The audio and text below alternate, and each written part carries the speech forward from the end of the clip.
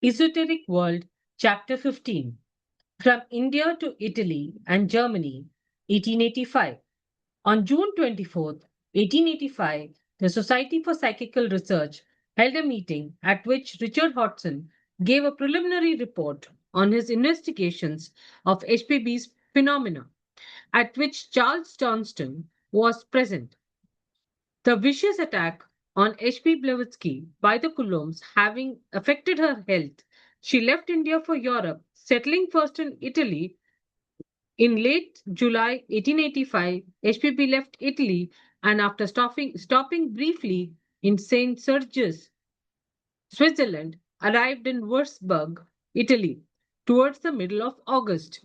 There she was visited by a number of friends, including the Sinnetts, before she settled down to work on the Secret Doctrine. Late in the year, while writing the new book, she was joined by the Countess Wachtmeister, who became her companion. Their quiet, productive life was interrupted, however, by the arrival on the last day of the year of a copy of the SPR report. 15A Charles Johnston, June 1885, London. During 1884, the Society for Psychical Research had become deeply interested in the phenomena described in the occult world and in Madame Blavatsky's magazine, The Theosophist, and had appointed a committee to investigate these phenomena. A very favorable preliminary report had been issued. It was decided to supplement this preliminary work by further investigation in India, and a young student of psychic phenomena, Mr. Richard Hodgson, was asked to go to India to carry this out. During this period, events had been happening at Adyar near Madras, the headquarters of the Theosophical Society. While Madame Blavatsky and Colonel Olcott were absent in Europe, two members of the society, Alexis and Emma Coulomb, who had for years been sheltered at the headquarters at Bombay and Madras, were asked to withdraw. There were charges of misappropriation of funds, evil speaking, and trickery, which made it inexpedient for them to remain at the central office of the society in a position of trust. These two persons presently retaliated by making an attack on Madame Blavatsky, to which publicly was given a Madras Christian missionary organ, and in which it was asserted that the phenomena described in the occult world and elsewhere were tricks, and that many of them had been produced by these two members, the Coulombs, who now repented their misdeeds. Letters were published by them, which they said had been written by Madame Blavatsky and which gave color to the charge of fraud. But the originals of these letters were never available for impartial examination, and the alleged copies were full of mistakes, vulgarity, and puerility, and bore little resemblance to the genuine letters of the great theosophical writer. Mr. Richard Hodgson arrived in India shortly after this attack was made. He found something congenial in the thought and methods of these two retired members who accused themselves of fraud, and he practically adopted their views and pretensions as to the whole of the phenomena he had been sent to investigate. He spent a short time in India and returned to England early in 1885. Towards the end of June 1885, he read a part of his report on the phenomena before a meeting of the for Psychical Research. That meeting made an epoch in the attitude of public opinion towards the theosophical movement. Never sympathetic, public opinion thereafter became frankly hostile and incredulous. Madame Blavatsky was treated as an impostor and her friends as fools. The public accepted Mr. Hodgson's view without question or examination. With others, I was present at that fateful meeting. After Mr. Hodgson had read his report, members of the committee were among the audience to discuss it. Mr. F.W.H. Myers was one of these. When he asked what impression the meeting had made on me, I remember replying that the whole thing was so scandalously unfair that I had not been a member of the Theosophical Society. I should have joined it forthwith on the strength of Mr. Hodgson's performance. 15b AP Sinnett, April to October 1885, Wurzburg, Germany. Leaving India, Madame Blavatsky arrives in Naples, Italy, sometime in April 1885 and went to a hotel at Torre del Greco nearby. Madame Blavatsky only stayed a few months at Torre del Greco and then went on to Wurzburg, Germany. My wife and I went to see her at Wurzburg in the course of our autumn tour in 1885. She was staying in 6 Ludwigstrasse. The Secret Doctrine was still untouched in September 1885 when my wife and I saw her. We found her settled in an economical way, but in comfort and quietude. Cheered just then by the companionship of her aunt, Madame de Fediev, she was naturally seething with indignation at the wrongs she had suffered at the hands of the SPR committee. On the whole, however, she seemed in better health and spirits than we expected, and some premonitory symptoms indicated that the preparation of the secret doctrine might shortly be set on foot. A month or so after our return to London in October, I received a note that Madame Blavatsky, in the course of which I received a note from Madame Blavatsky, in the course of which she wrote, I am very busy on secret doctrine. The thing at New York, meaning the circumstances under which Isis Unveiled was written, is repeated, only far clearer and better. I think it better. I think to I begin to think it shall vindicate us. Such pictures, panoramas, scenes, antediluvian dramas, with all that, never saw or heard better. 15c Countess Constance Wachtmeister, October to December 1885, Wurzburg, Germany. In the autumn of 1885, I was making preparations to leave my home in Sweden to spend the winter with some friends in Italy, and incidentally en route to pay Madame Gebhard a promised visit at her residence in Elberfeld, Germany. It was while I was engaged in putting my affairs in order, in view of the long absence, that an incident occurred, not indeed singular in my experience, but out of the normal. I was arranging and laying aside the articles I intended to take with me to Italy when I heard a voice saying, "Take that book, it will be useful to you on your journey." I may as well say at once that I have the faculties of clairvoyance and clairaudience rather strongly developed. I turned my eyes on a manuscript volume I had placed among the heap of things to be locked away until my return. Certainly, it seemed a singular, inappropriate vademecum for a holiday, being a collection of notes on the tarot and passages in the Kabbalah that had been compiled for me by a friend. However, I decided to take it with me and laid the book in the bottom of one of my traveling trunks. At last the day came for me to leave Sweden in October 1885, and I arrived at Elberfeld, where I met with a cordial and affectionate greeting from Madame Gebhard. However, the time was drawing near for me to pass into Italy. My friends never ceased pressing me to join there, and at last the date of my departure was fixed. When I told Madame Gebhard that I must leave her in a few days, she spoke to me of a letter she had received from HPB.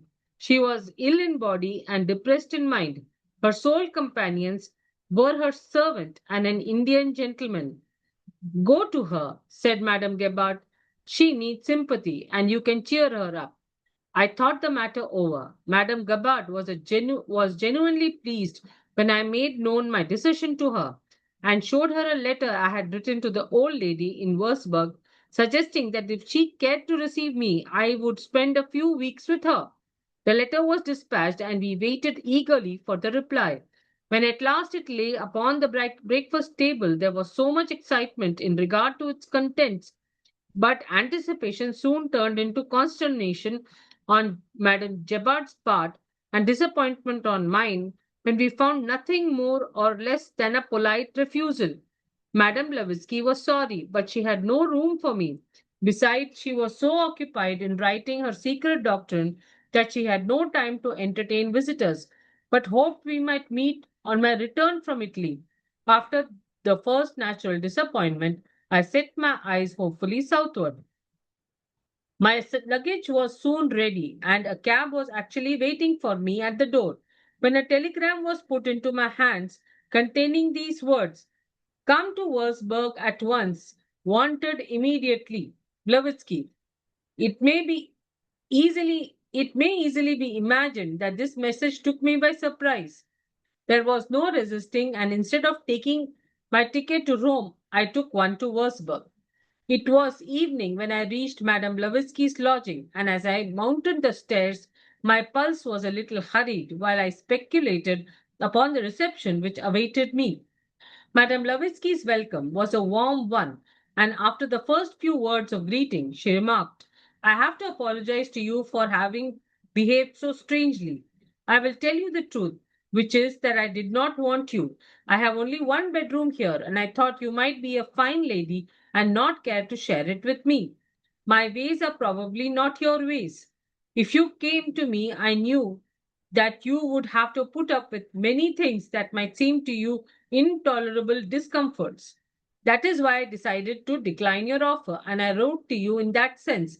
But after my letter was posted, Master spoke to me and said that I was to tell you to come. I never disobey a word from Master, and I telegraphed at once. Since then, I have been trying to make the bedroom more habitable. I have bought a large screen which will divide the room so that you can have one side and I the other, and I hope you will not be too uncomfortable. I replied that whatever the surroundings to which I had been accustomed to might have been, I would willingly relinquish them all for the pleasure of her companionship. I remember very well that it was then, on going into the dining room together to make some tea, that she said to me abruptly, as of something that had been dwelling on her mind, "Master says you have a book for me which I am in much in need." "No, indeed," I replied. "I have no books with me." "Think again," she said. "Master says you were told in Sweden to bring a book on the tarot and the Kabbalah." Then I recollected the circumstances that I have related before. From the time I placed the volume in the bottom of my box, it had been out of my sight and out of my mind. Now I hurried to the bedroom, unlocked the trunk, and dived to the bottom. I found it in the same corner I had left it when packing in Sweden, undisturbed from the moment to this from that moment to this. But this was not all. When I returned to the dining room, with it in my hand, Madame Blavatsky made a gesture and cried, "Stay, do not open it yet. Now turn to page 10. On the sixth line, you will find the words," and she quoted a passage. I opened the book, which, let it be remembered, was no printed volume of which there might be a copy in Matt HPB's possession, but a manuscript album in which had been written notes and excerpts by a friend of mine for my own use. Yet on the page and at the line she had indicated, I found the very words she had uttered. When I handed her the book, I ventured to ask her why she wanted it. "Oh," she replied, "for the secret doctrine. That is my new work that I am so busily engaged in writing. Master is collecting material for me. He knew that you had the book and told you to bring it, that it might be at hand for reference." No work was done that first evening, but the next day I began to realize what the course of HPB's life was and what mine was likely to be while I stayed with her. The description of a single day will serve to give an idea of the routine of her life at this time.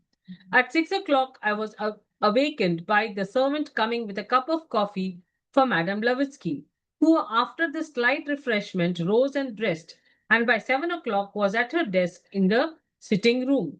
She told me that this was her invariable habit and that breakfast would be served at 8. After breakfast, she settled herself at her writing desk and the day's work began in earnest. At 1 o'clock, dinner was served, whereupon I rang a small handbell to call HPV. Sometimes she would come at once, at other times her door would remain closed hour after hour until our Swiss maid would come to me, almost with tears in her eyes, to ask what was to be done with Madam's dinner, which was either getting cold or dried up, burnt and utterly spoilt. At last, HPB would come in weary with so many hours of exhausting labor and fasting. Yet, then another dinner would be cooked, or I would send to the hotel to get her some nourishing food. At 7 o'clock, she laid aside her writing, and after tea, we would spend a pleasant evening together. Comfortably seated in her big armchair, HPB used to arrange her cards for a game of patience, as she said, to rest her mind. It seems as if the mechanical process of laying her cards enabled her to free itself from the pressure of concentrated labor during the day's work. She never cared to talk of theosophy in the evenings. The mental tension during the day was so severe that she needed above all rest, and so I procured as many journals and magazines as I could, and from these I would read the articles and passages that I thought most likely to interest and amuse her. At 9 o'clock she went to bed, where she would surround herself with her Russian newspaper and read them until a late hour. It was thus our days passed in the same routine, the only change worth noticing being that sometimes she would leave the door open between her writing room and the dining room where I sat, and then from time to time we would converse together, or I would write letters for her and discuss the contents of those we had received. The quiet, studious life continued for some little time, and the work progressed steadily until one day a thunderbolt descended upon us. Without a warning, HPB received a copy of the well-known report of the Society for Psychical Research. I shall never forget the day nor the look of blank and stony despair that she cast on me when I entered her sitting room and found her with the book open in her hands. This, she cried, is the karma of the Theosophical Society, and it falls upon me. I am the scapegoat. I am made to bear all the sins of the society, and now I am dubbed the great impostor of the age and a Russian spy into the bargain. Who will listen to me or read the secret doctrine? How will I carry on Master's work? O cursed phenomena, which I only produced to please private friends and instruct those around me. What an awful karma to bear. How shall I live through it? If I die, Master's work will be wasted and the society will be ruined. In the intensity of her passion, at first she would not listen to reason, but turned against me, saying, "Why don't you go? Why don't you leave me? You are a countess. You cannot stop here with a ruined woman, with one held up to scorn before the whole world, one who will be pointed at everywhere as a one who will be pointed at everywhere as a trickster and an impostor. Go before you are defiled by my shame." In the intensity of her passion,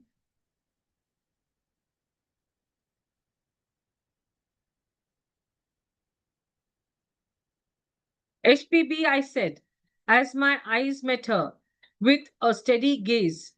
You know that Master lives and that he is your master, and that the Theosophical Society was founded by him.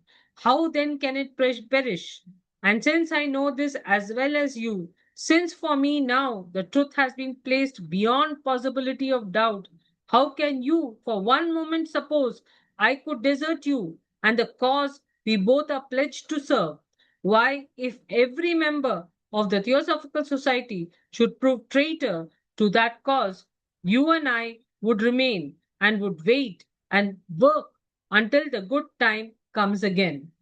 It is little to be wondered at the progress of the secret doctrine was brought to a standstill during these stormy days, and that at last the work was resumed, the necessary detachment and tranquility of mind were found hard of attainment.